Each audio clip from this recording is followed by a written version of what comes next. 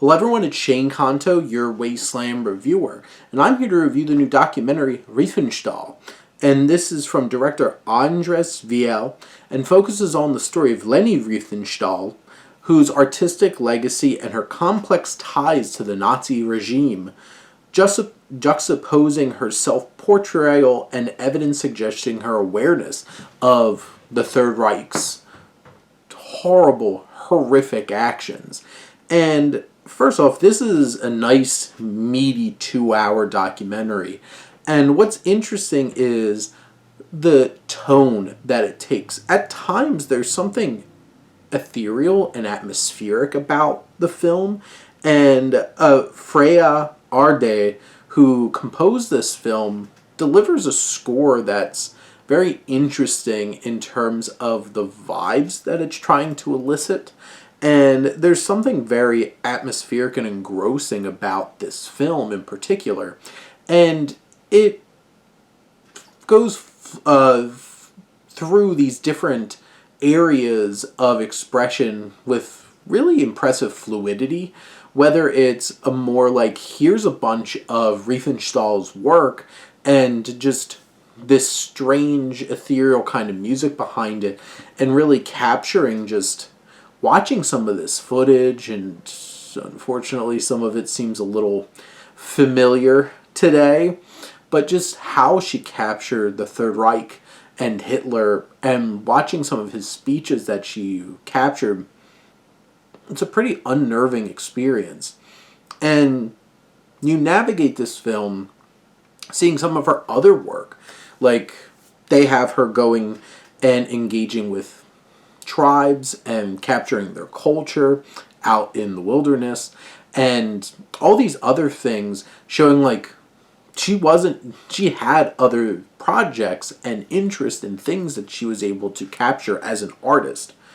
But I think, and there's plenty of interview sequences with her, and I think what's most fascinating about what this film is able to capture, and it isn't even necessarily Riefenstahl specific, what makes it so impactful and engaging, is that this film really shows how people can paint a narrative and how that changes over time, and how you're never quite sure of somebody's perspective. And obviously for Riefenstahl, it's her perspective like, I didn't know that the Nazis were doing all these horrible things, and then at other times being defensive about, she was just doing her job as an artist, and how the narrative changed, because this film captures years of her life in these different interviews. And some of these interviews get very fiery, for sure, and they're intense and engaging and really hook your attention. And I think what this says about humans and human behavior is this added layer of compelling layers to this documentary, on top of just learning about who Leni Riefenstahl was and her impact on German film and all of the work she did for the Third Reich.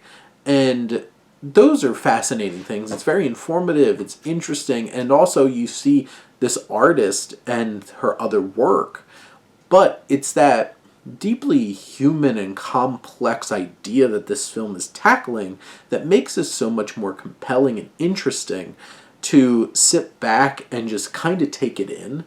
And this film gets uncomfortable because you're put in this place where you see somebody desperately trying to find justification or excuses or spin to frame this. And did she really not know about all of these things? And it's kind of hard to think that she didn't.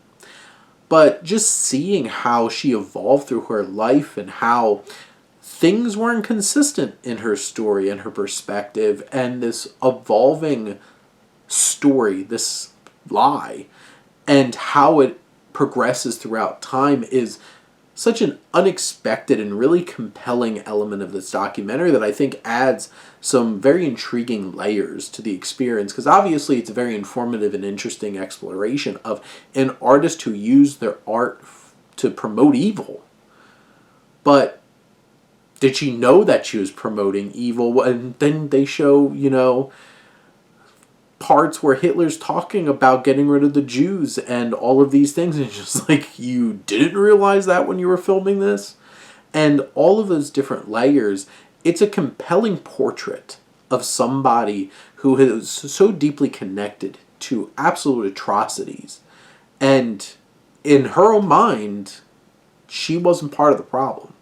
And I think that's what's so interesting, and what this film is able to capture and explore, which I think elevates it beyond just being a biopic, with some really interesting and dynamic filmmaking and how this was all put together. So this is quite the effective experience, and quite the challenging one at that as well.